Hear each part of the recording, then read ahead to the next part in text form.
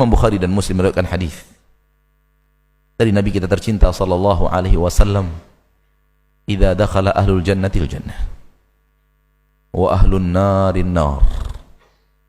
Apabila penduduk surga telah masuk surga dan penduduk neraka telah sampai di neraka, yang kekal di neraka telah kekal di neraka, tidak ada lagi yang akan dibangkitkan dari neraka untuk ke surga, dan yang masuk surga akan masuk surga dan telah masuk surga. Maka dipanggillah penduduk surga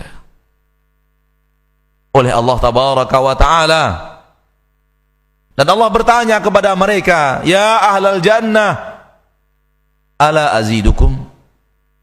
Wahai penduduk surga, as'alullah azza wa jalla, saya memohon kepada Allah, semua kita yang hadir di masjid ini hadir di majlis itu. Amin ya rabbal alamin.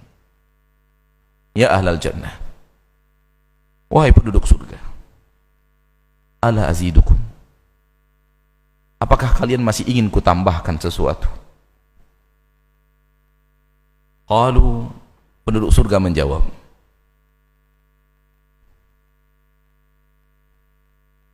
alam tubayyid wujuhana wa tudkhilana al-jannah. Ya Allah, apalagi yang akan kami minta? Tidakkah engkau telah putihkan wajah kami? Tidakkah engkau telah memasukkan kami ke surgamu? Allah berkata kepada ahlul jannah, ya ahlul jannah, ala azidukum, apakah kalian masih mau kutambahkan sesuatu kepada kalian? Penduduk surga kembali berkata, apalagi yang ingin kita minta tambah, ya Rabb? Kami telah masuk surga, kami telah mencapai cita-cita kami, wajah kami telah engkau putihkan.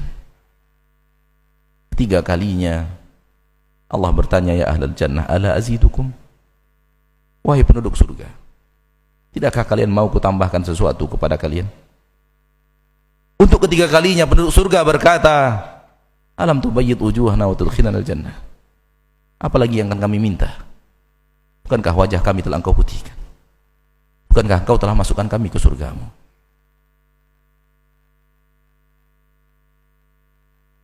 Tujuan hidup kita yang sebenarnya bertemu dengan Allah. Namun nikmat-nikmat surga membuat penduduk surga lupa tujuan utama hidupnya. Kenikmatan yang mereka rasakan di surga Allah telah membuat mereka lupa bahwa yang mereka inginkan daripada rukuk dan sujud adalah bertemu dengan Allah. Yang mereka inginkan dengan puasa dan jujur adalah bertemu dengan Allah. Yang mereka inginkan ketika mereka menolak harta yang banyak yang haram itu adalah untuk bertemu dengan Allah. Mereka lupa sudah, karena nikmat-nikmat luar biasa yang mereka rasakan di surga Allah. Padahal tujuan hidup kita semuanya menuju perjumpaan itu. Setelah 3 kali Allah mengingatkan, ahlu surga tidak kunjung ingat. Fakashafal hijab, Allah mengangkat hijab yang selama ini membatasi antara dia dan makhluknya. Allah angkat hijab. Fama utu syai'an aladza ilaihim minan nadhar ila rabbihim, maka penduduk surga tidak pernah merasakan kenikmatan yang lebih hebat di surga lebih daripada melihat kepada Rabb mereka. Allahumma inna nas'aluk ladzatan nadhar ila wajhikal karim. Allahumma inna nas'aluk ladzatan nadhar ila wajhikal karim. Allahumma inna nas'aluk ladzatan nadhar ila wajhikal karim.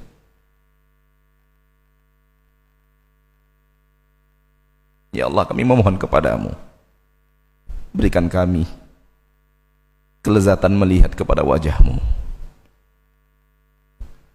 Jangan halangi kami dengan dosa-dosa kami untuk bertemu denganmu, ya Rabbal Alamin.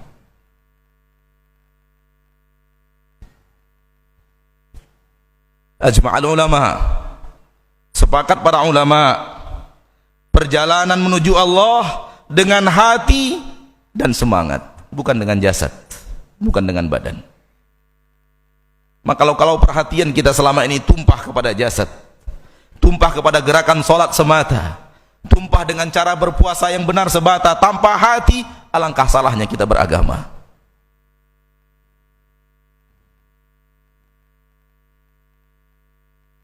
Dan tidak mengertinya kita kepada agama kita yang sesungguhnya.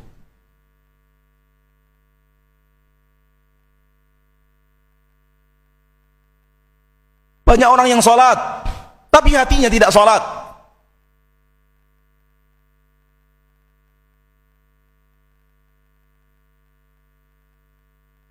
Hatinya di pasar.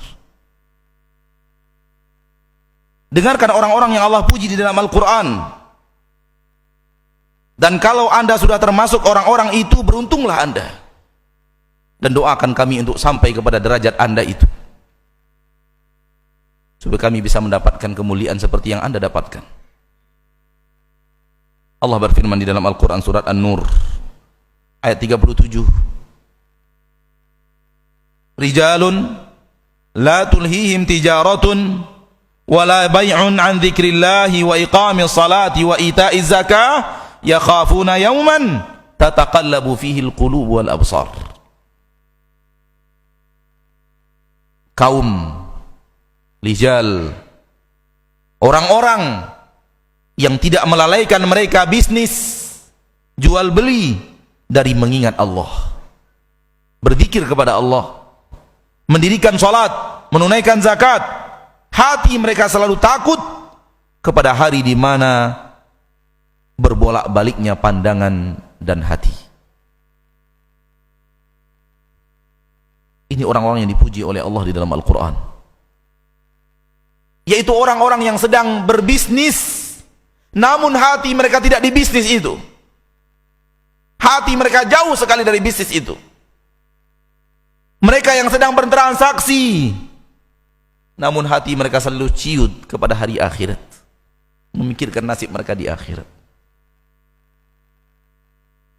Orang yang sedang melaksanakan transaksi jual beli namun lisannya senantiasa bisa bertasbih kepada Allah, tidak pernah lalai dalam salatnya dan tidak pernah lalai menunaikan zakatnya. Ini orang-orang yang dipuji oleh Allah. Sekali lagi saya katakan, kalau ada di antara kita yang telah sampai kepada derajat ini, maka bersyukurlah kepada Allah. Anda sungguh telah mendapatkan hal yang luar biasa, dan doakan kami untuk bisa sampai kepada derajat itu. Karena kami adalah orang yang lalai,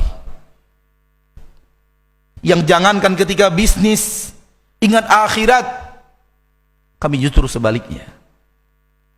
Ketika rukuk dan sujud kami ingat pasar.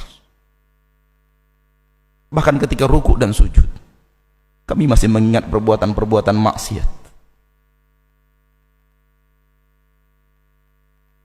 Kalaulah bukan ampunan Allah atas dosa dan kesalahan kita dan kelalaian kita yang teramat dalam, maka tidak akan ada apapun jua yang bisa menyelamatkan kita di akhirat.